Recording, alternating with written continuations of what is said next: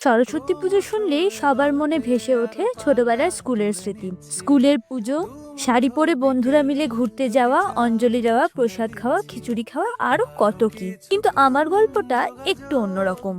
আজ তাই তোমাদের একটু অন্যরকম সরস্বতী পুজোর একটা গল্প বলি, চলো।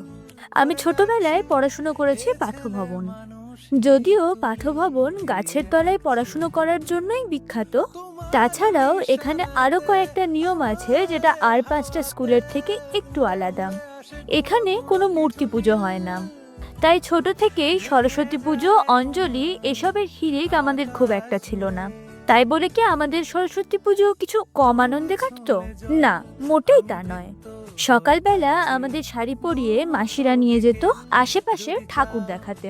সন্ধেবেলা হতো বসন্ত পঞ্চমী। নাচে গানে একটা সন্ধে সবাই মিলে সে কি আনন্দ। এভাবেই একটু অন্যরকম হলেও বেশ সুন্দর কেটেছে আমার স্কুল জীবনের সরস্বতী পুজো।